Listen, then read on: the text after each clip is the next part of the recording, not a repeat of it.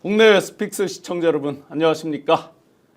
조이대했다. 그야말로 희대의 판결, 희대의 사건, 정말 황당 그 자체로 많은 분들의 공분을 샀습니다. 이제 그 판결이 미치는 영향 그리고 앞으로 전개될 양상들 과연 대권에 어떤 영향이 있을지 수많은 전문가들이 지금 분석을 하셨고 또 많은 국민들이 이제 인지하고 계신데 그에 대해서 주로 앞으로 방향 등등에 대해서 더 살펴보고 그다음에 윤석열에 대해서 오늘 고발을 한 시민단체가 있습니다. 시민단체 대표님 모시고 고발인 조사 과정 그리고 처리 등등등 숨가쁘게 돌아가는 정치 현안들 시사 현안들에 대해서 나른한 오후를 화끈하게 깨워드리도록 하겠습니다. 탄탄TV 김종욱 박사님 나오셨습니다. 네, 안녕하세요. 김종욱입니다. 네, 황당하셨죠?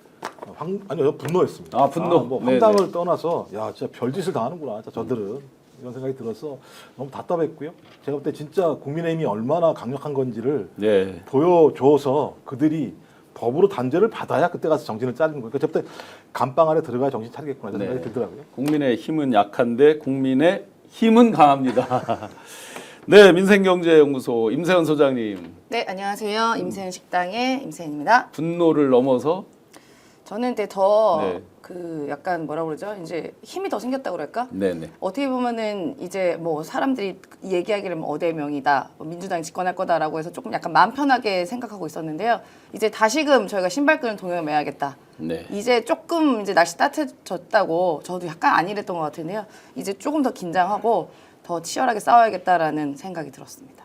네. 윤석열, 김건희에 대해서 정말 그 비리, 각종 그 흑막 뒤에서 보이지 않는 비리에 대해서 열심히 추적하고 고소하시면서 맹활약하고 계신 사세행의 김한배 대표님. 네, 반갑습니다. 예, 저는 어제 그 대법원 판결을 검찰청에서 생중계로 봤습니다. 이 윤석열 그 허위사실 공표 고발 사건 잠시 후 또 자세히 말씀드리겠지만 고발인 조사를 2시에 시작해서 그 중간에 이제 3시에 그걸 보고 너무 분노해서 야, 이제는 이재명이 아니라 윤석열을 공직선거법 위반으로 제대로 처단해야겠다라는 그 분노에 찬 그 각오가 다져져서 어제 밤 11시 반까지 검찰청에서 고발인 조사를 받고 온 사세행 김한배입니다. 네, 그 경과 등등에 대해서 잠시 후에 또 자세하게 한번 같이 분석해 보고요. 박사님, 그 지금 대법에 조이대가 희대 판결을 해놓고 벌어지는 각종 절차도 정말 희대의 최초의 이런 것들이 많습니다. 그들에게 적용되는 윤석열 일당에게 적용되는 희대의 최초의 이런 것들은 대부분 다 좋은 일이고 지하로 들어간다, 뭐 가죽 소파에 졸기 좋게 아주 저 구석 자리에 배치해 준다, 뭐 감옥에서 나오잖아요. 네, 감옥에서 풀어준다. 집에 그게 희대죠. 그렇죠. 그런 별의별 일을 하는데 소위 이제 민주당 인사, 특히 이재명 그 후보에 대한 부분은 대부분 불리하거나 어려운 이런 부분으로 지금 몰고 가고 있는데 신호등 하나 건너서 대법에서 저 판결하고 오늘 고법까지 전달을 했다고 합니다. 예, 뭐 하루 만에 진행이 된 거니까 많은 분들이 이제 어제 오늘 가장 핵심이 뭐냐면 6월 3일 이전에 이재명 후보에 대한 판결이 나오는 거야 안 나오는 거야 이게 항상 궁금해하셨는데 많은 분들은 물리적으로 안 된다. 제가 봐도 물리적으로 안 되는 것 같습니다만 저들은 기획이 있는 것 같아요. 네. 저들의 유일한 기획은 뭐냐면 이재명은 절대 대통령을 시킬 수 없어. 네. 전 이건 지금 시작된 게 아니라 소위 윤석열이 당선인 신분부터 얘기했었어요. 그때 중앙일보 보도에 의하면 뭐라고 나와 있었냐? 중앙일보 보도에서 당선인 시절에 이거 선거가 끝났으니까 이재명 어떻게 하실 겁니까? 물어봤더니 끝까지 파헤쳐야죠. 예. 그 한마디를 가지고 검찰이 3년 동안 탈탈 털었던 거 아닙니까? 안 되니까 뭐 했습니까? 이제는 군대 동원해가지고 내란을 일으켜서 자기 권력을 독식하려고 했었는데 지금은 이제 소위 대법원을 활용을 하면서 이재명 후보의 대통령 당선을 막는 일이 벌어지고 있기 때문에 저는 물리적인 일정상 안 된다는 얘기는 별로 의미가 없다. 저는 물리적으로 일정이 안 된다고 하더라도 저는 대법원에서는 지속적으로 이재명 후보를 유죄로 만든 다음에 최종적으로 대통령이 당선됐다고 하더라도 재판을 진행할 수 있다고 우기는 과정까지 갈 거라고 보고 저는 헌재까지 갈 거라고 봐요. 그렇죠. 그러면 임기 초 거의 제가 볼 때는 6개월에서 1년은 또 다른 사법 리스크라고 하는 걸 가지고 계속 이재명 그 당시 대통령이 된다면 계속 흔들 수밖에 없는 상황이기 때문에 이건 매우 기획된 거다. 이건 저는 네. 조이대 한 사람의 발상이 아니라 12월 4일 내란의 밤 그 다음 날 모였던 행안부 장관, 법무부 장관, 민정수석, 법제처장, 소위 망년에 송년회라고 얘기하는 말도 안 되는 것들로 시작되는 법조, 그러니까 보수, 파쇼, 법조 카르텔의 오랜 기획들 자체가 네. 지금 계속 진행되고 있는 거다. 따라서 네. 내란은 지금도 진행되고 있다. 이렇게 그럼요. 보는 게 맞다고 생각합니다. 예, 잠시 저희가 89.77로 압도적인 지지율로 이재명 후보로 완벽하게 세우고 잠시 풀어지는 듯한 그런 시기였는데 조이대 희대 판결로 많은 분들이 지금 공분을 사고 아주 강하게 결집을 하는 또 계기가 되고 있습니다. 아사가 꽉꽉 조여가는 다시 한번. 네, 수선아님께서 자 다시 광장으로 맞습니다. 화성별님께서 상목이는 깜빵으로 보내라. 이미 이제 본인이 사표 내면서 탄핵이 이제 무산이 된 셈이죠. 네, 많은 분들이 함께하고 계신데 이 분노의 에너지를 우리가 함께 힘과 뜻을 모아야 될 때입니다. 좋아요, 구독 눌러주시고 함께 하시면서 우리가 할 일들, 솔루션에 대해서 같이 고민하면 좋겠습니다. 소장님 이렇게 네. 빠르게 보내고 고법으로 또 보내서 아마 배당도 빨리 하고 재판부를 구성하겠죠, 빨리. 네. 이런 것들도 다 정치행위 아니에요? 맞습니다. 일단은요, 적어도 아무리 이 사람이 밉고 싫고 그래서도 안 되지만 그런 사심적으로 이렇게 판결을 하려면요, 적어도 절차적인 정당성은 준수하면서 해야 되는 겁니다. 아무리 그렇게 하더라도요. 근데 이미 일단 대법원에서 전원 심리 할 때부터 이거는 그 나와 있는 전원 합의체의 심리 절차 내규도 어기면서까지 이번 사건을 진행을 했던 것이거든요. 이제 보니까 이렇게 22일 날 기일 선고하고 한 번 더 평일하고 그다음에 또 재판이 나온 거잖아요. 9일밖에 안 걸린 겁니다. 그런데 이 내규에 의하면 심리할 사건을 적어도 그 합의일 10일 전까지 지정한다고 돼 있어요. 네. 10일 전이라 하면 지금 이미 이건 신속하게 9일 만에 한 거니까 이 내규, 대법원에 있는 내규마저 어겨서 무리하게 이 어떻게 보면 정치 보복을 한 거다라고 보여지고요. 그리고 또 지금 같은 경우도 지금 대법원이 판결이 나지 않았겠습니까? 그러면 보통은 판결이 나면 당사자에게 우편으로 먼저 송달을 하고 그 다음에 송달된 후에 파기환송심 고등법원으로 그 다음에 접수가 되는 거예요. 그러니까 피고인이 적어도 내 판결문을 받아야 되는 겁니다. 그런데 지금 그거 싹 다 무시하지 않았겠습니까? 그래서 이 원칙대로라면 그러니까 고등법원 사건 이렇게 계속 배당 빨리 해야 된다 얘기하지만 이 원칙이 지켜져야 되는 거예요. 네. 그럼 어제 오후 3시에 어제 조이대가 그걸 읽었고 이래저래 하면은 오늘 이제 뭐 간다고 해도 지금 계속 이제 연휴가 있잖아요. 네. 그러면 저 연휴 지나고 나서 예를 들어 피고인은 이재명 후보에게 우편이 송달이 되는 겁니다. 그렇죠. 그러고 나서 읽어보고 그 항소 뭐 제출 기간 이런 것도 따지고 보면은 네. 훨씬 후에 이게 고등법원으로 접수가 돼야 되는 건데 지금 벌써 무슨 번개물에 콩 뽑듯이 고등법원으로 갔다는 거 아니에요? 네네. 절차상으로도 이건 대단히 위법한 행위들이다. 네. 그러니까 저는 법을 가장 준수해야 되고 우리 국가의 시스템을 가장 안전하게 지켜야 되는 이 사법부, 특히 대법원이 왜 이렇게 무리하게 모든 걸 어기면서까지 왜 이재명 한 명을 못 죽여서 이렇게 자기들의 그동안 갖고 있었던 신뢰와 어떻게 보면은 그 상황의 위험과 위상을 다 무너뜨립니까? 네네. 이건 정말 총체적인 난국입니다. 이건 반드시 법의 심판으로 당신들과 똑같은 잣대로 물어야 됩니다. 그래서 우리가 그동안 이제 검찰 개혁을 수도 없이 얘기했지만 사법 개혁 하는 중에 법원 한복판에 대한 개혁은 별로 없었거든요. 네. 법원 개혁에 대한 사법 개혁에 대한 정당성을 자기들 스스로 확보해 주는, 그러기에 뒤집어서 조로의 찬스가 왔어요. 사법부를 완벽히 개혁할 수 있는 조로의 찬스가 오는 거죠. 대표님, 네. 그동안 수많은 이제 고소고발건 조사도 받아보시고 소송해 보셨잖아요. 네네네. 고법 대법 가서 이렇게 빨리 진행된 경험이 전혀 있으십니까? 없습니다. 전혀 없고요. 제가 그 대법에 뭐 개인 사건이든 공적인 사안이든 대법에 일단 접수가 되고요. 기본이 6개월입니다. 그러니까 아무리 빨리 해도 6개월이 돼야, 심지어 그런 결정이 있잖아요. 무슨 그 소위 말해서 재항고라고 법원의 사소한 결정, 예를 들면 뭐 법원에서 뭔가 국민참여재판을 안 받아줘가지고 항고를 했는데 그걸 다시 대법원에 재항고하면은 사실은 내용이 간단하거든요. 예. 그런 결정조차도 6개월이 걸립니다. 그런데 제가 아까 임세원 소장님 말씀처럼 지금 이 사법정의라든지 법 앞의 평등이라는 것은 실체적인 판결 내용도 법 앞의 평등이 당연히 구현이 돼야 되지만 외관상으로도 소위 말하는 절차적 정당성도 법 앞에 평등해야 됩니다. 네. 어떻게 순서가 있는데 접수 순서를 그렇게 소중히 여기면서 맨날 대법원에 전화해서 언제 처리됩니까 하면은 그 앞에 산더미처럼 쌓여 있는 접수 번호가 있으니까 차례 기다리시오란 네. 말을 수백 번을 하면서 선입 선출이 네, 원래 원칙으로 선입 했죠. 선출 자체라는 대원칙도 완전히 파손해가 완전히 폐기 처분하는 네. 이런 사상 초유의 대법원의 이런 만행에 대해서 정말 절차를 지키지 않는 것도 이것도 법 앞의 평등을 완전히 파괴한 행위다. 그래서 사법 절차를 이렇게 사상 초유로 1인에게만 1인 윤석열 1인만을 5천만 명 중에 유일하게 시간수로 적용해서 구속 취소한 것에 이어서 네. 아까 말한 대로 그것은 혜택을 주고 특혜를 이재명은 5천만 명 중에 한 명에게 이런 식으로 초스피드로 그 앞전에 산더미 같은 순서들을 다 무시하고 예. 이재명 건을 최우선으로 초스피디하게 처리했다라는 부분 이것은 용서할 수 없는 사법부의 테러 사법의 쿠데타겠죠. 정치 테러 행위라고 생각합니다. 네, 사법의 정치 테러, 사법 쿠데타. 네. 시드님, 김병철님 후원 감사드리고요. 희대의 간신을 보다 미소 이마트 주차 트님 그렇습니다.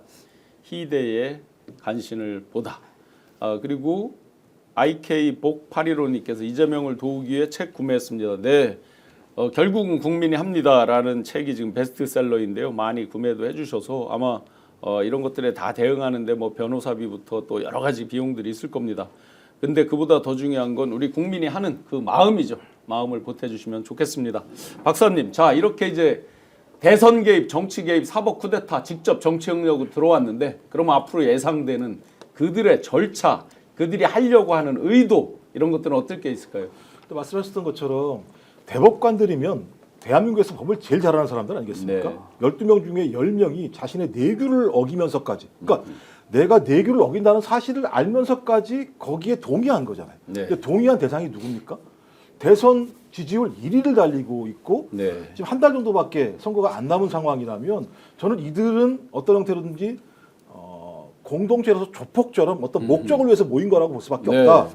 그러면 아무리 앞으로에 있는 절차가 물리적인 절차가 있다고 하더라도 저는 그걸 무시할 가능성이 매우 높다. 그래서 저는 5월 말 또는 6월 달쯤에 소위 2심 고등법원에서 저는 판결을 내릴 수 있다고 봐요.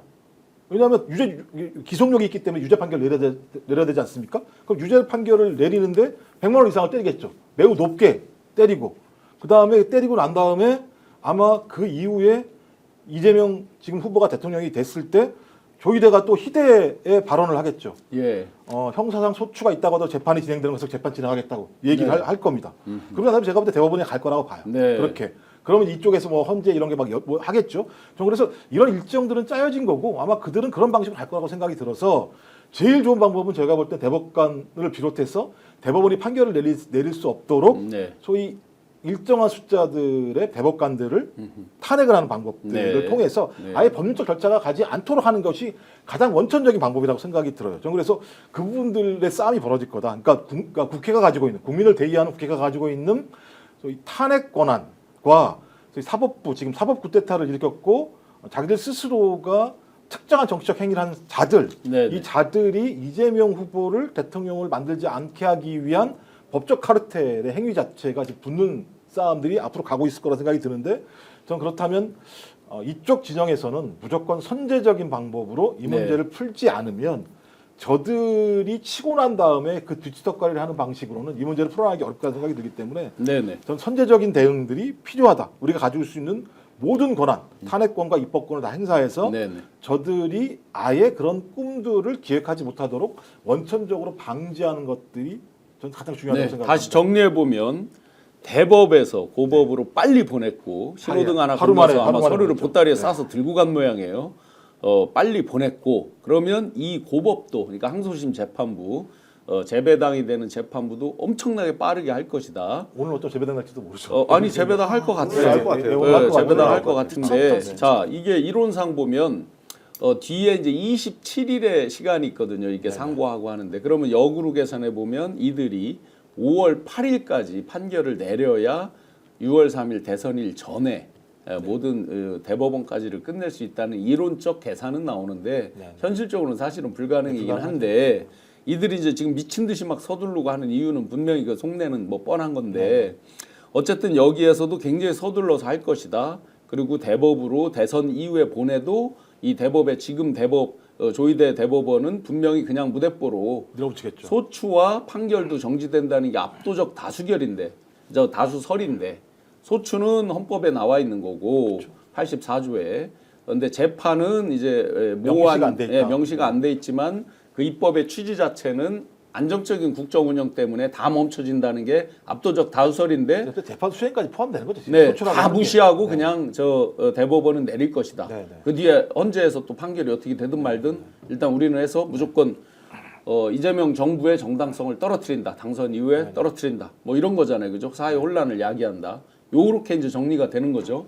그러면 요게 이제 뻔히 보이는 수인데 이거에 선제적으로 민주당이 대처할 거 이미 많은 전문가들이 네. 이제 몇 가지를 얘기를 하고 있는데 지금 우리가 이번에 대법원 판결도 사실 그 상고가 기각될 네네. 거다라고 이제 다 예상을 했었잖아요. 근데 이건 예상한 분들의 잘못이 아닙니다. 네. 예, 이들이 잘못한 겁니다. 이 네. 어떻게 법적인 상식을 벗어나는 상식 밖에 혹은 법 밖에 일을 했다는 것 자체가 굉장히 잘못된 것이고요.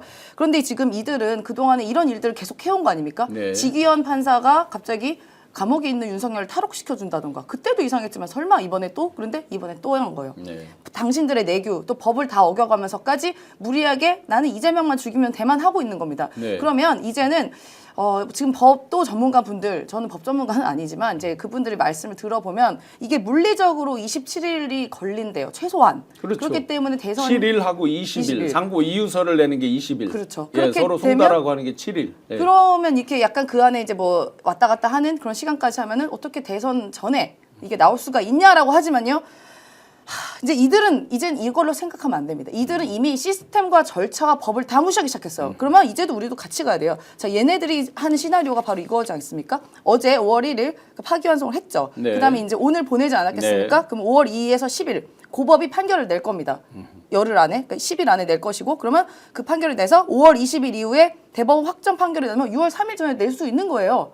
이렇게 그냥 마구잡이를 하면 일단은 상고 이유서 20일 제출 기간 있잖아요. 네. 이런 이런 거 무시하고 보장해주지 않고 직권 상정해 버리는 방법도 있습니다. 아하. 이런 무시무시한 절차, 우리 지금 생각하면 말이 안 되잖아요. 네. 말이 안 되는 일을 할 수도 있다라는 것을 지금은 전제를 해야 될 것 같아요. 기왕 사법 쿠데타 한 김에 그냥 대놓고 쿠데타를 계속한다. 대놓고 할 겁니다. 대놓고. 네. 저는 그나마 어제 그래도 파기 자판 그거 안 나온 게 어떻게 보면 다행이다 생각도 네. 들어요. 오죽하면요. 어허. 이들은 악마는 이렇게 즐깁니다. 절대로 자기들은 죽을 안 하려고 바둥바둥 온갖 시스템 다 망가뜨리고 대한민국 국격 그동안 있었던 법치국가 이런 거 다 망가뜨리면서 하고 있기 때문에 이재명 한 명 죽이려고 지금 다 달라붙은 거거든요. 그러면 이제도 우리도 여기도 시스템을 어겨가면서 하면 그래도 우리는 시스템 안에서 한다고 한다면 지금 그러니까 그 대법원장들, 대법관들 10명 있죠? 네. 전부 탄핵시켜 버리면 직무 정지됩니다. 그렇죠. 이런 방법까지도 할 수밖에 없다고 저는 봐요. 실제로 이들이 이제 풀 파워를 행사해서 어거지로 아까 이제 뭐 상식에 기반한 사람들은 당연히 상고 기각이라고 생각을 했고 당연하죠.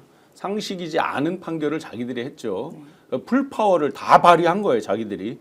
그렇다면 방어하는 이런 때 이제 쓰는 게 그야말로 존 로크의 국민적 저항권을 쓰는 거죠, 그죠? 네, 맞습니다. 민주적 정당성을 확보하고 있는 집단이 쓸 수 있는 거예요. 국회가 풀로 파워를 써야죠, 이런 때. 아, 그렇다고 보면 예. 그 한 가지라도 절차에 위법이 있다거나 또는 예를 들어서 꼭 위법 불법이 아니라도 그 경계선에 있는 짓들 지금 많이 할 걸로 보는 거잖아요. 네, 그렇습니다. 예를 들어 직권으로 뭐 20일 기간도 안 주고 한다든지 뭐 할 수도 최악의 경우 별짓도 다 한다. 네. 내란 세력은 그렇다면 당연히 다 단계별로 다 탄핵시켜야겠죠. 맞습니다. 그러니까 저희가 이 사법기관이나 국가기관이 그동안 갖고 있었던 절차의 정당성이나 법적 테두리 안에 있었던 일들이 있기 때문에 그래도 사법부의 판단에 대해서는 항상 존중해주고 우리가 항상 따르고 그다음에 우리가 갖고 있는 이 시스템을 따르는 게 우리의 일반적인 상식이잖아요. 네. 근데 지금 이 윤석열 내란 집단들은요. 지금 우리가 갖고 있었던 그냥 우리나라가 태초에 태어나서 지내왔던 그런 역사를 깡그리 그동안 우리가 당연히 사람을 때리면 안 된다. 사람을 죽이면 안 된다. 사람 죽인 사람은 감옥 가야 된다는 이런 기본적인 상식마저 다 무너뜨리고 있는 상황이기 때문에요. 저는 이때는 갖고 있는 풀파워를 써야 된다고 봅니다. 지금 저쪽은 오히려 게임으로 따지면 지금 게임 아이템 다 쓰고 있는 거거든요. 네네. 근데 그 게임 아이템을 합법적으로 쓰는 게 아니라 남의 걸 뺏어서 아하. 모든 걸 무너뜨리면서 쓰고 있는데 그러면 예를 들어 그거에 대응하는 우리도 게임 아이템을 써야죠. 그렇게 따지면 저쪽은 지금 미친 듯이 자기들 아이템도 아닌 걸 쓰고 있는데 네. 그럼 우리의 게임 아이템 씁니다. 뭡니까? 국회에서 할 수 있는 거 탄핵권이죠. 그럼 아까 말씀드린 아까 대법관 뭐 10명 다 탄핵해서 일단 직무정지를 시킬 수가 있는 것이고 지금 국무위원 이제 2주로 내려갔는데요. 국무위원이 이제 14명 이하가 되면 국무회의가 열리지가 않는다고 해요. 그렇게 되면 국회에서 올라온 법을 거부할 수가 없습니다. 네, 국무회의에서. 그러니까 국무회의는 열 수는 있는데 네. 심의 의결을 못하죠. 못하죠. 정족수가 안 되죠. 네. 차관들이 의결은 못하니까. 거부권을 행사를 못하니까 네네. 그렇게 되면 이제 국회로 다시 넘어와서 이제 공포기간 15일이 남아서 이제 국회에서 처리가 할 수 있다고 합니다. 네네. 그럼 일단은 선거법도 개정을 해버리고, 그러니까 할 수 있는 거 한 다음에 거부권 못하니까 일단은 정지는 그러니까 국회 15일 시간이 있는 거잖아요. 그러니까 모든 합법적인 거에서 쓸 수 있는 아이템을 우리도 몽땅 때려 부어야 지금의 이 위기를 전 넘길 수 있다라고 봅니다. 네. 근데 저도 지금 두 분의 네네. 의견 중에 공통적으로 선제적 대응 이 부분은 정말 꼭 필요하다고 생각합니다. 왜냐하면 항상 저들은 우리가 무엇을 상상하든 예. 그걸 뛰어넘었어요. 그렇죠. 선의로 그러니까 해석하는 걸 다 뛰어넘죠. 다들 그쪽에서 구속 취소 뭐 이런 얘기 했을 때 에이 어떻게 그게 가능해? 날수로 77년을 하던 거를 어떻게 그거를 시간을 바꾸겠어 했는데 했어요. 네. 그리고 지금 지하 뭐 모든 공판을 공개해 오던 전두환 노태우마저 흑백 시절에 생중계 뭐 거의 하다시피 했던 것을 2025년도에 AI 시대에 생중계를 불허했습니다. 네, 네. 그리고 지금 지하로 출입을 하게 허락해주고 이제 그런 뭐 우리가 어떤 기대를 하든 그걸 다 박살냈기 때문에 어제 조희대 그 다수 의견의 그 내용도 분노스럽지만 아까 말한 절차적 그런 거인데 제가 어제 검찰청에서 재미나는 현상을 발견을 했습니다. 네. 2시에 고발인 조사 시작했는데 3시가 되니까 조사를 하던 검사가 공공수사 2부에 예. 선거 전담하는 게 공공수사 2부인데요. 서울중앙지검이 거기서 검사가 조사를 중단을 하고 네. 3시부터 1시간 만에. 네, 네. 예. 자기들도 봐야 된다는 거예요. 뭘 본다고요? 그 생중계를. 조사를 조희대. 중단 그래서 그거를 저도 조사를 받다가 예. 뭐 저도 보고 싶으니까 당연히 예, 조사 예. 중간에 그래서 저희도 봤거든요. 저희 변호인하고 저도. 네. 근데 제가 그 복도를 지나면서 그 공공수사 2부가 9층입니다. 거기 있는 모든 그 검사실에서 제가 이렇게 보는데 전부 다 이 판결을 생중계로 지켜보고 있고 다들 이것에 대해 초미의 관심을 가지고 있었습니다. 즉 이 얘기는 뭐냐면은 검찰 아까 말씀하신 대로 우리가 적폐 삼합이라고 하는 말이 있는데 이게 사법부, 검찰, 언론 이 세 개의 우리 대한민국의 소위 적폐 삼합이라고 하는 이들은 서로 유기적으로 어떤 이쪽이 뭘 하면 이쪽이 그거를 같이 함께 이 작용 반작용이라고 해야 되나요? 이런 식으로 유기적으로 결합해가지고 계속 반응해서 하는데 제가 말이 나온 게 어제 결국은 윤석열 뭐 허위사실 공표 혐의 네. 그 관련돼서 이제 3가지 발언이었거든요. 네네. 도이치모터스 관련돼서 네. 내 아내는 넉 달 만에 손해만 보고 손절했다. 이거 명백한 거짓 아닙니까? 거짓말이죠. 네. 네. 두 번째, 나는 김만배하고 전화 한 통 한 적이 없다. 네. 나하고 전혀 친분 관계 없다. 자신의 아버지 집을 김만배 누나가 해준 데도 불구하고. 네. 그리고 내 아내가 발급받은 한국게임산업협회 경력증명서는 가짜. 정상 발급된 거다. 2002년에부터 2005년간의 경력증명서를 냈는데 놀랍게도 한국게임산업협회는 2004년에 설립된 거예요. 네. 존재하지도 않는 곳에서 일했다는 걸 발급했는데 정상이라고 그랬습니다. 관원 토론회에서. 그게 아마 저 이사장이 카카오의 김범수 맞아요. 회장이었을 거예요. 예, 그 네. 사건인데 그리고 뭐 효녀 심청이라는 만화 애니메이션이 대상 받았다고 했는데 네네. 여기에 참여한 적도 없어요. 그 감독이 본 적도 없다고 했습니다. 어쨌든 이게 다 거짓 말인데 이거에 대해서 저희는 당연히 기소되고 당연히 재판에 넘겨져서 이재명처럼 그렇게 당연히 그 허위사실 공표로 당선 무효형을 받을 거라고 예상하잖아요. 어떻게 됐습니까? 근데 제가 어제 검찰청 나오면서 저희 변호인한테 이렇게 말을 했습니다. 야 이것도 무혐의 나올 것 같다. 어. 왜 이들은 정말 촘촘하게 윤석열을 풀어주기 위한 어떤 그런 밑밥이라고 그러죠. 네. 사전 논리를 딱 가지고 질문 문답 자체가 거기에 아주 미리 촘촘하게 어떻게 하면 이거를 묘미낼 수 있는 논리를 충분히 준비를 했더라고요. 제가 그래서 저는 빨리 끝날 줄 알았어요. 네. 근데 오히려 고발인 조사, 피의자 조사 아닙니다. 글쎄 고발인 조사가 그렇게 밤 11시까지 가는 건 9시간 걸렸습니다. 예. 이게 말이 여러분 그러니까 이 정도로 저들은 아직도 네. 파면이 돼서 이미 죽은 권력인 윤석열을 아직도 이렇게 면죄부를 주기 위한 준비를 철저히 하고 있습니다. 여러분. 이게 지금 현실이기 때문에 저는 정말 김정권 선수 말씀대로 선제적 그리고 우리 임 소장님 말씀처럼 정말 상상을 뛰어넘는 플랜 B, C까지도 우리도 네. 준비를 해야 됩니다. 예, 맞습니다. 네. 그러면 우리가 선제적으로 저들이 정말 이 내란 친위 쿠데타 세력, 사법 쿠데타 세력들은 똑같이 한덕수를 포함한 내란 세력들과 함께 뭐든지 다 할 사람들로 보여지는데 그러면 선제적으로 할 수 있는 것 중에 대표적인 거 뭐가 있을까요? 말씀하셨던 게 이제 국회가 탄핵을 할 수도 있고 탄핵하는 거, 만약에 법관에 대해서. 만약에 이재명 후보가 대통령이 된다면 네. 법무부 장관이 네. 지휘권을 발동해서 예. 공소를 아예 그냥 취하를 해버리게 공소 되는 취하해서 그러게 아예 되면 그냥- 재판을 받아야 될 하등의 이유가 없는 네, 거니까. 네. 근데 이건 6월 3일 이후에 가능한 그렇죠. 부분이기 때문에 시점상에 예를 들면 공백이 있는 측면들이 있는 거죠. 네. 그리고 말씀하신 것처럼 그러면 형사소송법을 통해서 소위 그 소추 문제와 관련해서 예. 대통령 소추 문제와 관련해서 입법으로 추진을 해서 좀 더 명확하게 하는 것, 재판 자체가 중단되게 만드는 것. 그래서 그 부분은 이미 이제 뉴스에도 나와 네. 있지만 민주당에서 그 헌법 제 84조에 형사상 수사에서 이제 기소하는 거는 이제 멈추는 거고 네네. 소추하는 거 멈추는 거는 돼 있는데 네네.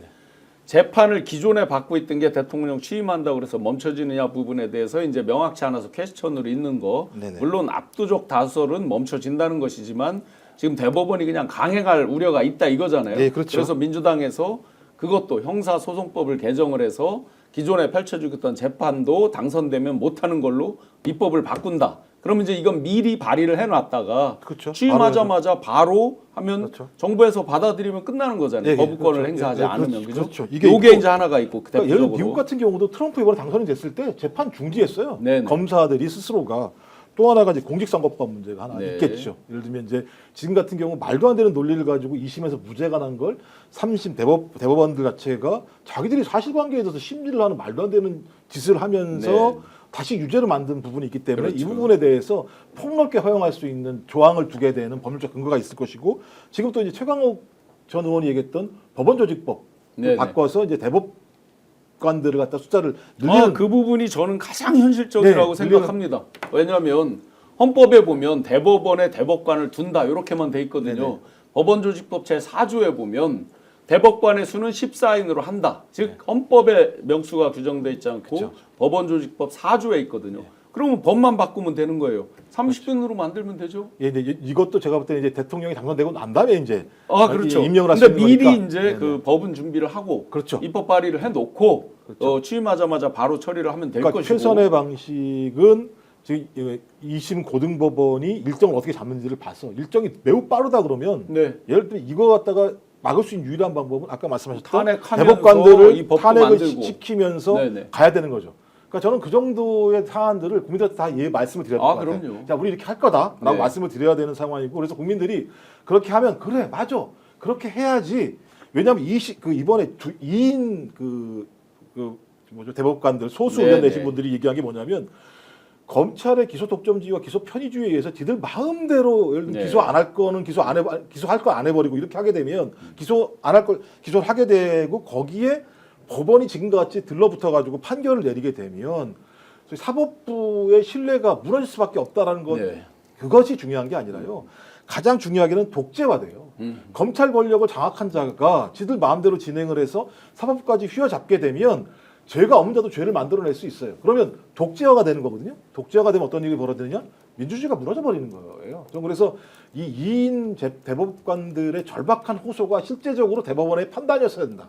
근데 그렇지 않았기 때문에 저는 국민주권 차원에서 모든 주권자가 행사할 수 있는 것들은 다 행사해야 된다. 네. 그것이 가장 중요한 대응 방법이다 이렇게 생각을 합니다. 제일 웃기는 게 그 대법관 숫자 늘리는 게요.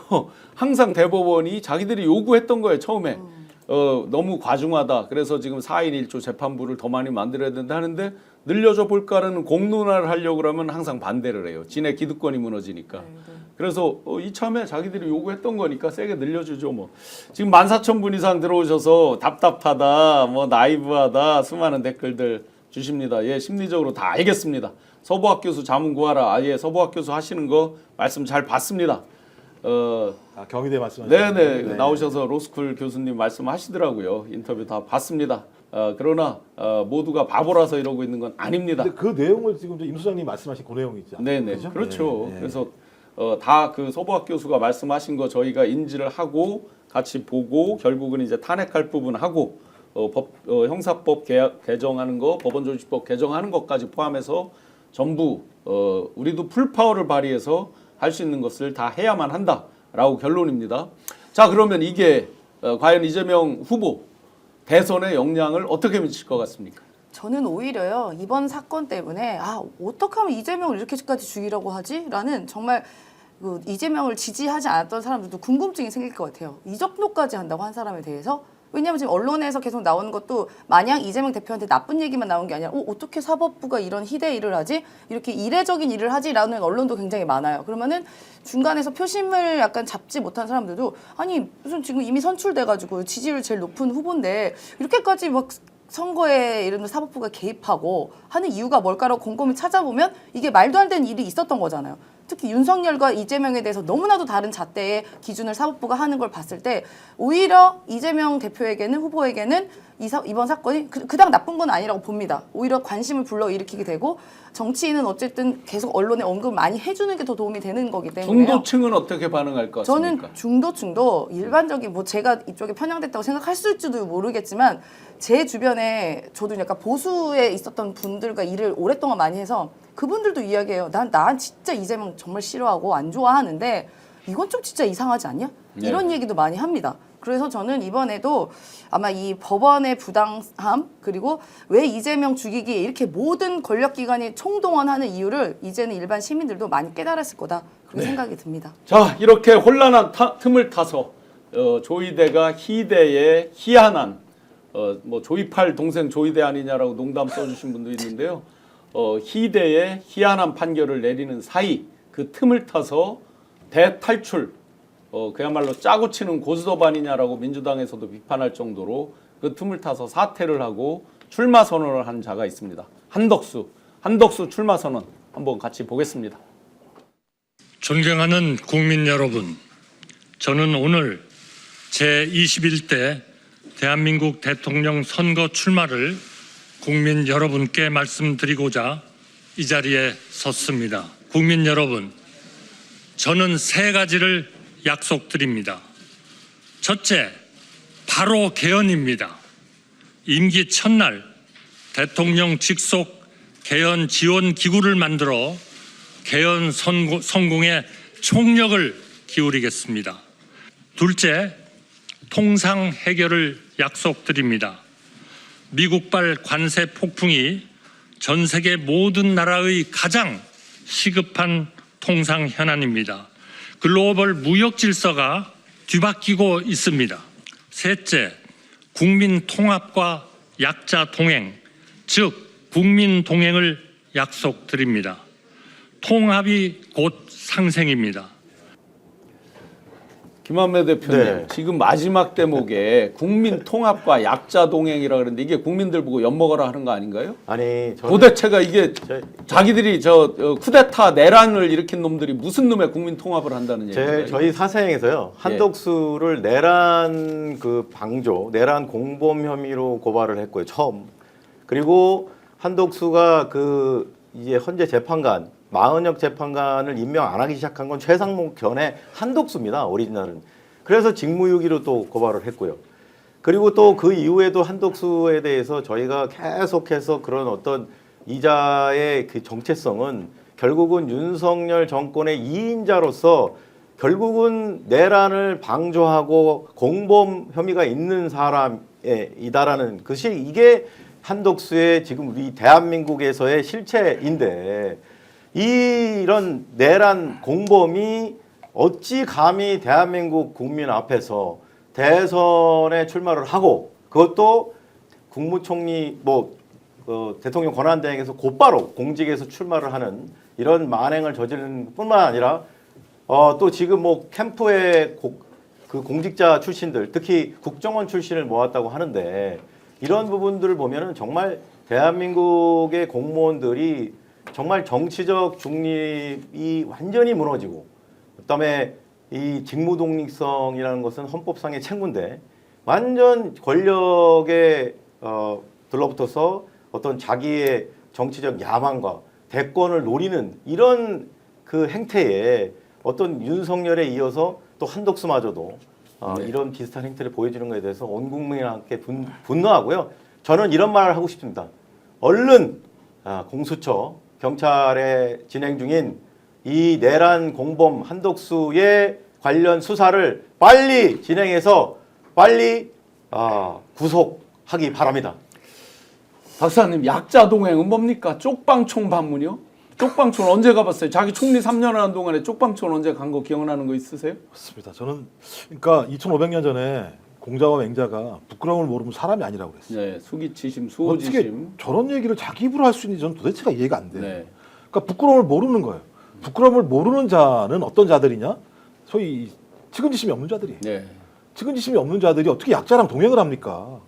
그러니까 사람의 동정심, 사람이 힘들고 어려우면 마음이 아파서 내가 안달이 나서 그를 도와줄 수밖에 없는 게 사람이 타고 태어날 때부터 우리가 가지고 태어나는 건데 저렇게 자기가 한 짓을 아무런 잘못이 없는 것처럼 부끄러움 없이 얘기하는 자가 약자랑 동행을 한다? 우리는 저런 거 갖다가 의학적으로는 사이코패스라고 표현을 해요. 실제적으로. 네.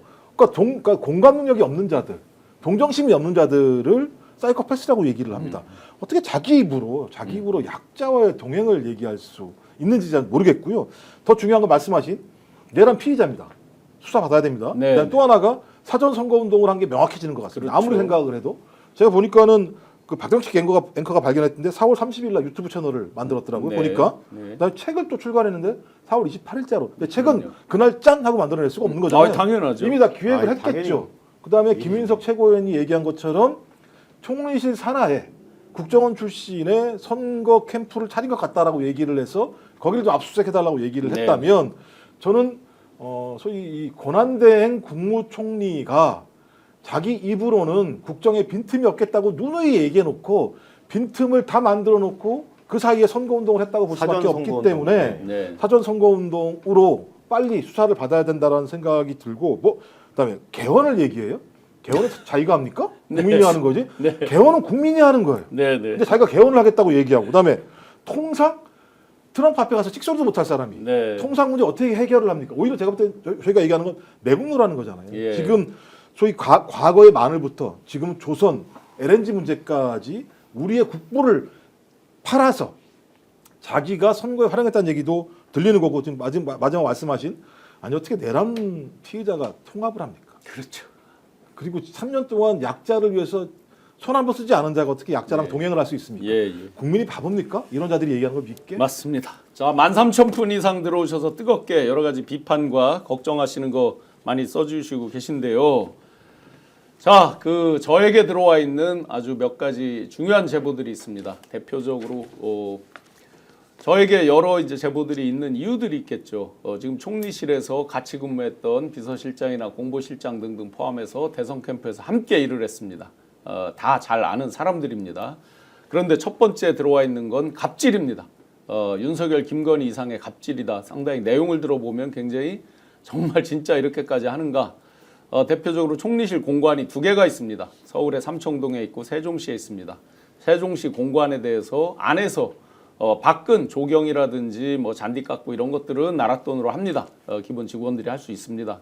그런데 집안에 가사 도우미를 드린다든지 안에서 파티하는 비용이라든지 자기들 뭐 식사하면서 예를 들어 친구들 불러다가 뭐 하고 하는 이런 일들은 당연히 개인 돈으로 하게 돼 있습니다. 특히 가사 도우미 같은 경우도 당연히 개인 돈으로 해야만 합니다.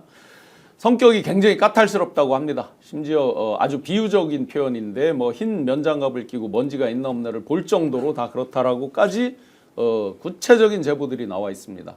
자, 더 얘기하면 또 제보한 분들의 그런 문제가 있을 테니까 분명한 건 정권이 바뀌고 나서 여러 가지 특검들이 펼쳐질 텐데 총리실 운영에 대한 경비, 그다음에 총리 재직 중에 각종 법인카드부터 사용 내역들에 대해서 정말 투명하게 아주 샅샅이 그들이 당시 야권 인사들에게 적용했듯이 그들이 회식한 거, 각종 법카 이동하면서 쓴 거, 집에 가사 도우미를 개인 돈으로 했는지 나라 돈을 전용했는지 등등에 대해서 아주 낱낱이 밝혀야만 할 겁니다. 두 번째, 국정원 직원을 동원해서 뭘 했다? 사전선거운동을 어떻게 했다?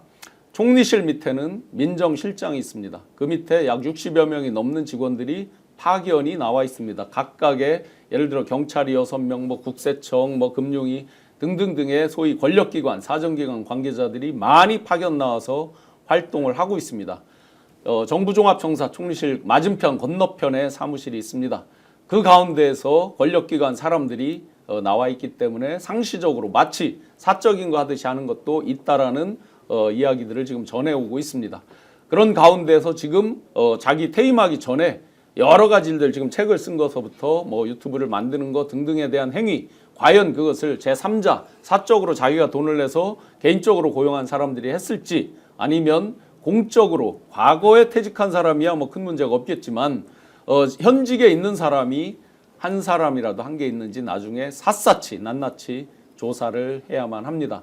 사실은 이런 것들이 그들이 이제까지 해온 행태를 보면 관행적으로 그랬겠거니 하고 대충 모르는 척 그냥 다 시켜먹고 했을 가능성이 99%입니다. 그래서 더더욱이 낱낱이 조사를 해야만 합니다. 그들이 하는 건 항상 자기들이 마치 내로남불하듯이 예를 들어 지금은 이제 정계 은퇴한다고 선언했지만 홍준표 씨 같은 경우에 뭐 특활비를 집에 갖다 주고 가정 생활비로 썼다 하고 버젓이 아무런 그 죄책감도 없이 말하고 이런 것들을 다 많이 봤습니다. 그게 곧 보수의 민낯이었고 이날까지 그런 것들이 쌓여서 자기들의 기득권을 유지하기 위해서 친위 쿠데타도 일으켰고 또 그들의 죄를 감추기 위해서 내란을 일으키기도 한 자들입니다. 그렇기 때문에 더 낱낱이 샅샅이 밝혀야만 하는 것이겠습니다. 자, 이렇게 여러 이제 비위 제보들이 들어오고 있고 오늘 이제 출마 선언했기 때문에 이제 아마 굉장히 많은 언론들의 융단 폭격이 시작될 거라고 봅니다. 소위 말해서 한덕수 캐비넷 좀 많겠습니까? 기득권 50년이면 그만큼 캐비넷에 쌓이는 것도 많죠. 아마 켜켜이 쌓여서 본인이 며칠만 시달리면 아이고 내가 이 일을 왜 했지? 반기문 총장 아마 시즌2가 될 수도 있고 여러 가지 가능성이 있겠습니다. 임기 3년에 단축한다 하면서 황당한 얘기를 했어요. 국회의원 총선과 임기를 맞춘다. 한번 생각을 해보세요. 국회의원 총선과 대통령 선거가 같은 날 치러지면 대부분 오로한 나띵 게임으로 펼쳐지는 게 대한민국입니다. 대선을 잡는 자가 국회도 압도적 다수가 되겠죠. 상식적으로. 이걸 임기를 같이 맞춘다. 이건 행정부고 이건 입법부입니다. 이걸 같이 맞춘다. 계속해서 권력의 견제와 균형을 무시한다. 딱 이런 거잖아요. 네. 예를 들어 맞춘다 그랬을 때 지방선거랑 맞춘다 그러면 행정권력이고 입법권력은 별도고 도대체 이런 공약을 누가 어떻게 해서 하는 건지 저는 도저히 이해할 수가 없고요.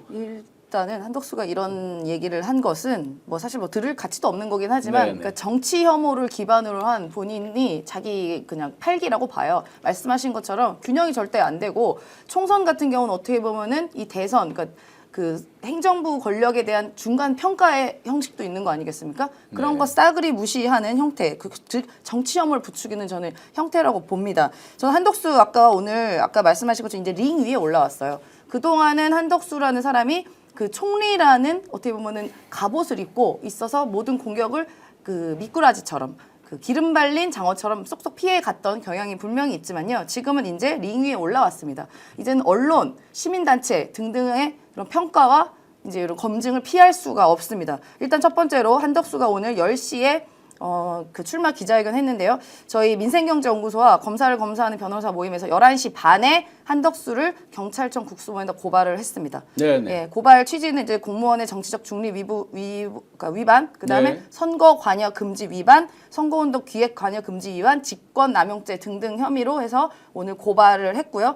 경찰이 최근에 고발한 건에 대해서 고발인 조사도 빠르게 좀 호출하고 하는 거 보면은 저도 이번 사건도 한덕수에 대해서는 한덕수 플러스 공범 의혹자에 대해서는 고발이 빠르게 이루어질 거라고 생각이 듭니다. 그 아까 그 한덕수가 했던 기자회견 중에요.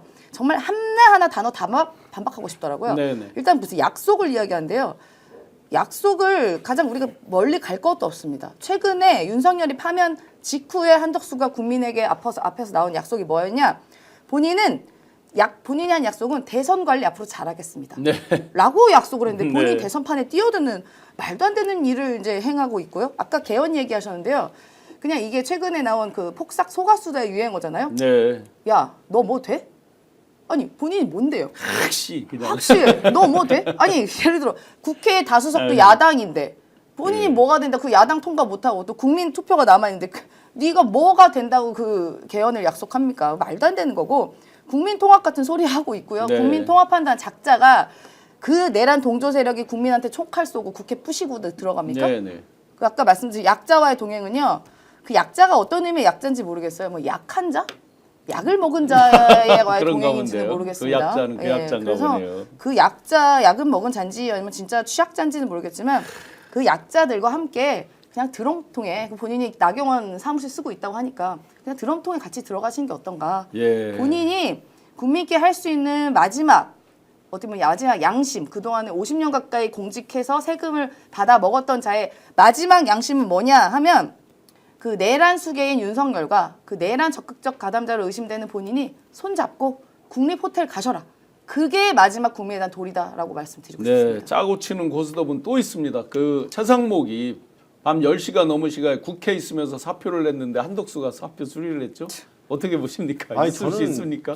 너무 어이없어서. 지난 그 12.3 내란 사태 이후에 이들이 보여줬던 그 작태 중에서 가장 대한민국의 그 정보 시스템이 붕괴되고 완전히 오합지졸된 거에 아주 끝판왕이었다고 생각합니다. 어떻게 이 소위 그 정부의 가장 중책을 맡고 있는 권한대행에 있는 국무총리가 사퇴를 미리 했고 그리고 그거 하기 1시간 전에 그 밑에 곧바로 이어받을 예정인 그 다음 서열에 있는 부총리가 사퇴를 하니까 그것도 탄핵을 당해서 곧바로 사표를 내고 그거를 다시 자기가 임기 만료되기 1시간 전에 수리를 하는 이런 정말 이건 완전 코미디 중에 상 코미디인데 이런 모습을 국민들 앞에서 보여주는 걸 보고 이 공직사회가 정말 이렇게 망가질 수 있고 이 자들의 이런 망국적인 정치 행위로 인해서 공무원들의 정치적 중립이라는 것은 완전히 파탄났구나. 정말 국민들이 빨리 이 절단난 나라를 빨리 새 정부가 들어서서 이 치유하고 공직사회 이 근본적인 개혁을 다시 빨리 해서 국민들이 안심할 수 있는 민생이 안정을 찾을 수 있도록 진짜 하루라도 빨리 전 6월 3일이 이렇게 멀게 느껴진 적이 없습니다. 진짜 하루하루가 진짜 한 달이 마치 말년병장 그 달력하듯이 너무 늦게 가요. 빨리 한 달이 왔으면 좋겠습니다. 네. 절대로 그 지치지 마시고 네. 끝까지 투쟁해서 새로운 세상 만드는데 앞장서 주시면 그리고 좋겠습니다. 제가 여기 스픽스 네. 최초로 네. 이 너무 이제 그 스트레스 받는 뉴스밖에 네네, 없는데 오시기 우리 전에 뭐 국민들한테 연락을 하나 받았다고 그랬죠. 제가 네. 그 오는데 스픽스 이렇게 들어오는데 그 검찰에서는 이제 검찰청이라고 문자가 오지 않습니까? 예, 예. 문자가 하나 딱 왔는데 어떤 문자를 받으셨어요? 예, 네. 제가 이제 이걸 이제 여기 스픽스 버전으로 이렇게 만드셨는데 예. 이게 최초로 지금 공개드리는 이게 거죠. 이제 그 보통 이제 검찰이 사건 관계인 즉 피고발인과 고발인에게 처분한 결과를 문자로 보내줍니다. 근데 저기 보면 지금 저기 나오는 게 보면은 그 위에 있는 거는 이제 이미 내란죄는 이미 구속 기소됐죠. 근데 저 사건이 원래 이제 공수처에 저희가 고발한 사건인데 이제 함께 고발한 혐의가 직권남용죄예요. 근데 그거는 그 당시에는 대통령이 파면되기 전이기 때문에 내란죄만 먼저 기소가 되고 어제 드디어 파면된 전직 대통령 즉 이제 면책특권이 사라졌기 때문에 그 저희가 함께 고발했던 직권남용마저도 기소가 됐다. 다만 이제 지금 구속취소에서 나온 상태이기 때문에 불구속 구공판.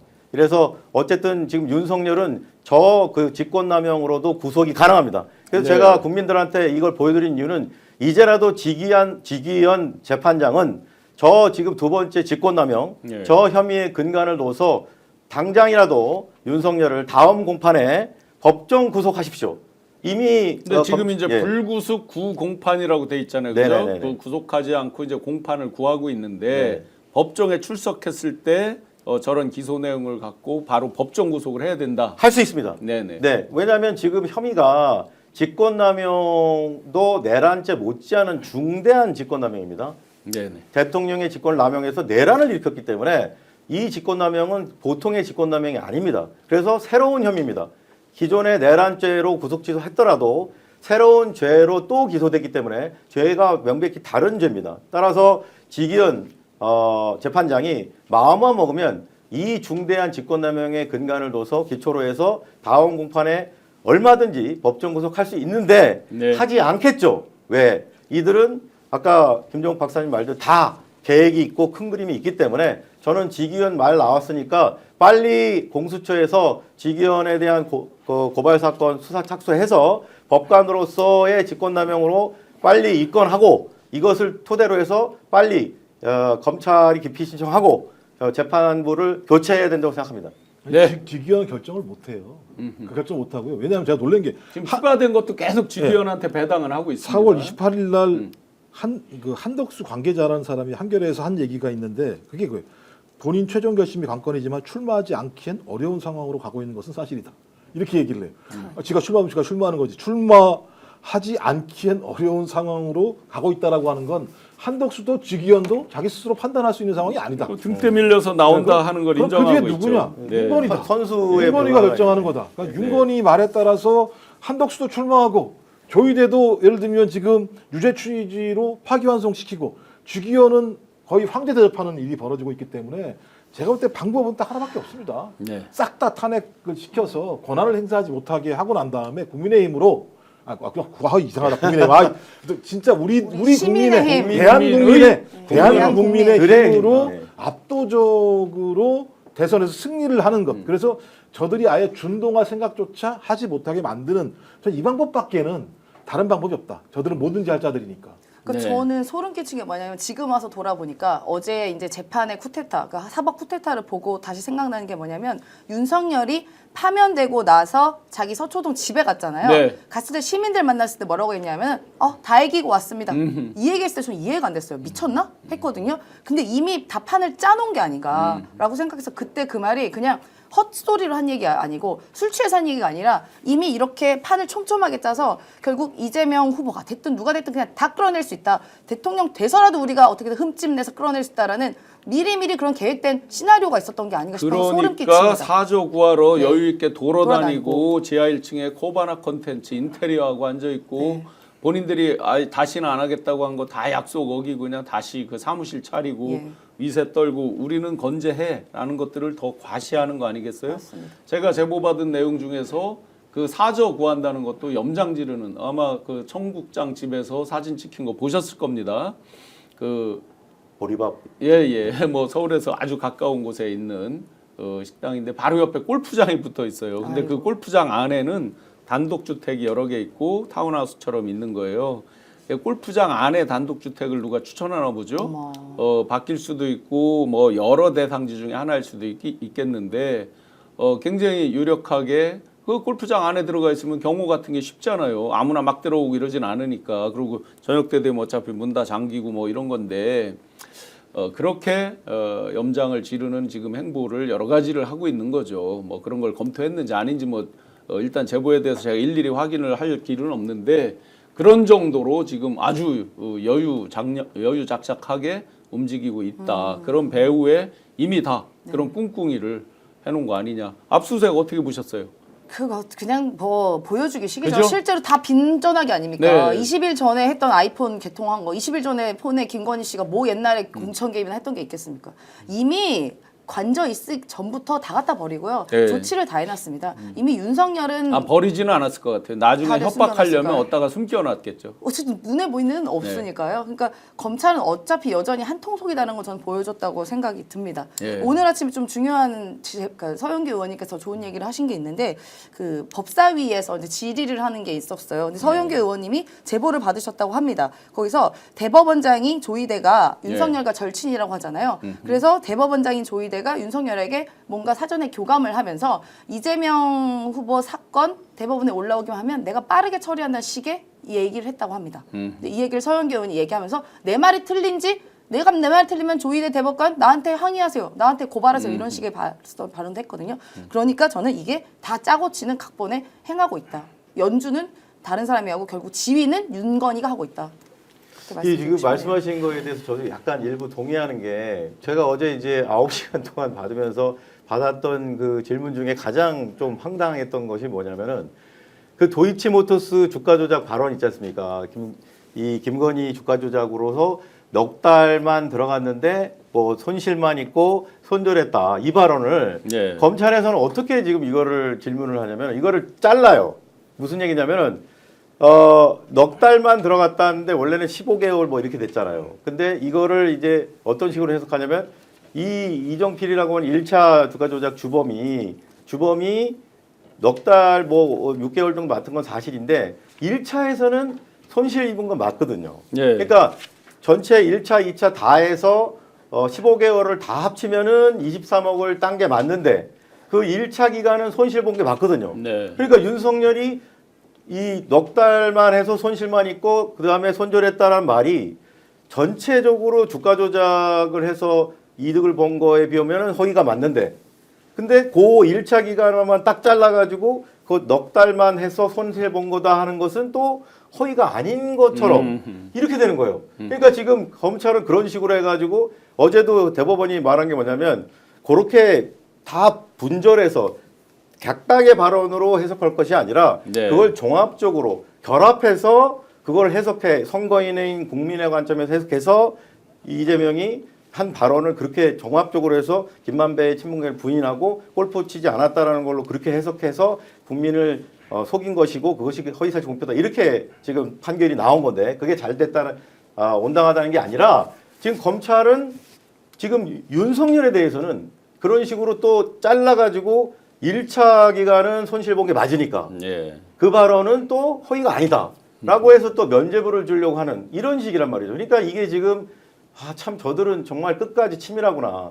이 파면돼가지고 우리하고 똑같은 아무런 특권도 없는 일반 국민에 불과한 윤석열을 또 뭐가 또 두려워서 네네. 이렇게 또 끝까지 또 이런 완전히 그냥 그 법기술을 부려서 넉 달만 들어가가지고 손해 본 거는 맞지 않느냐. 네. 전체는 주가 조작 전체 15개월 해서 이익 본 건 맞지만 그 1차에서는 손실 본 게 맞기 때문에 윤석열의 발언은 허위사실 공표가 아니다. 이런 식으로 또 이거를 작게 잘라가지고 또 면죄부를 주려고 하는 네. 이런 짓을 하는 것을 보면서 정말 우리 그 국민이 끝까지 안심하면 안 되고 다음 네네. 정부의 1호 어쨌든 개혁의 최우선은 무조건 검찰 개혁이 돼야 된다. 검찰 개혁 및 지금 이제 사법 개혁. 네. 특히 이제 건진가 요즘 한참 올라와 있는데 그들이 하는 청탁 중에 제일 센 건 뭐 캄보디아 이런 것도 있지만 돈에 대한 것도 있지만 인사청탁이거든요. 그래서 그들의 폰, 뭐 텔레그램, 카톡 쓴 것들 봐서 인사청탁 중에 틀림없이 여기 사법부,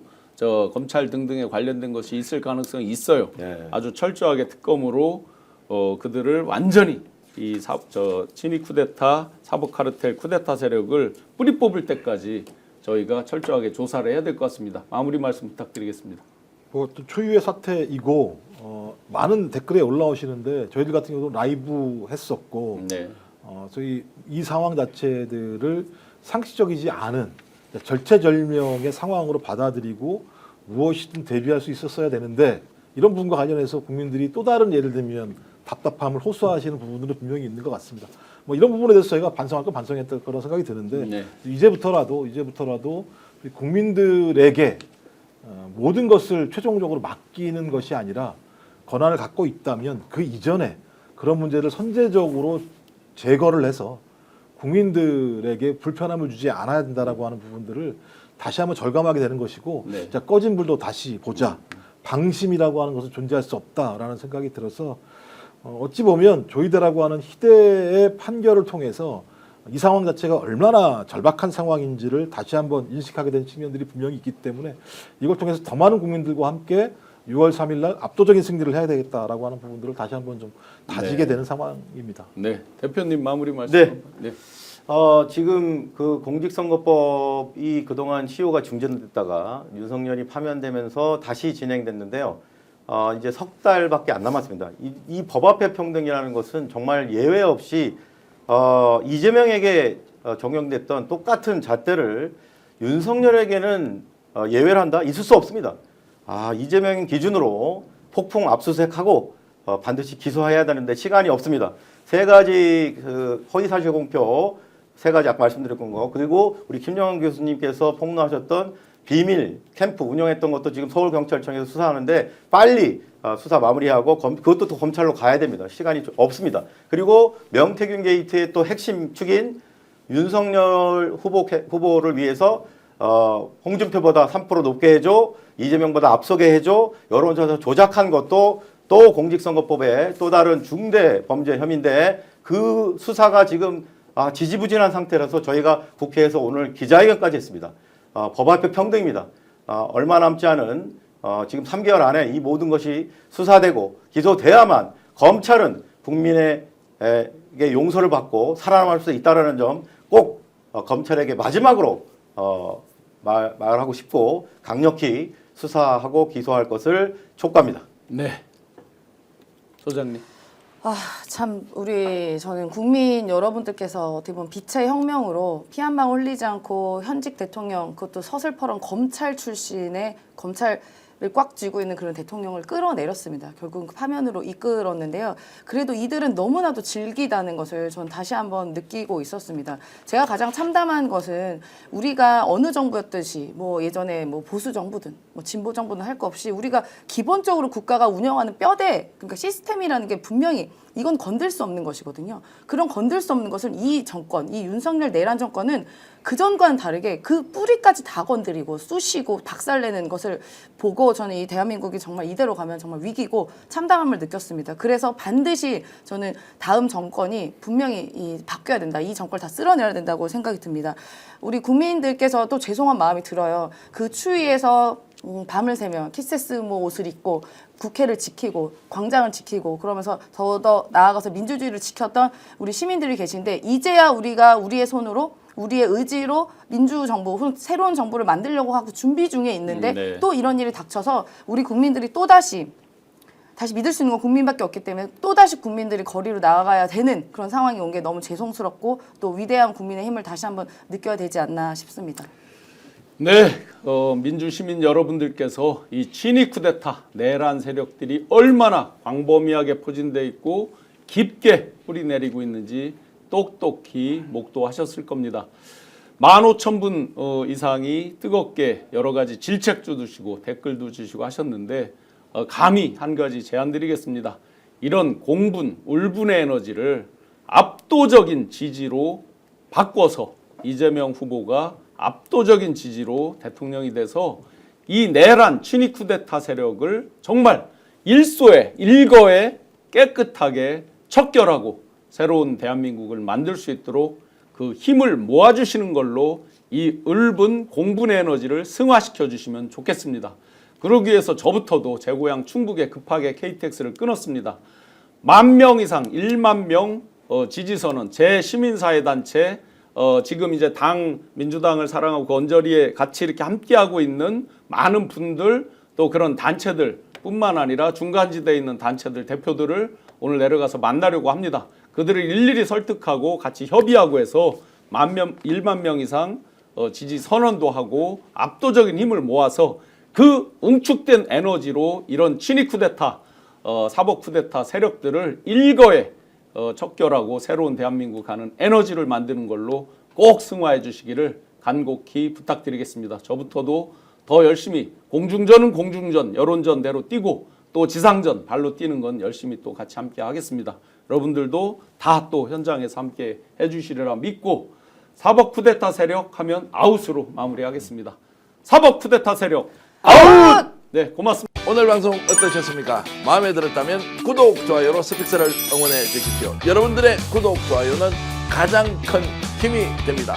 스픽스 구독, 좋아요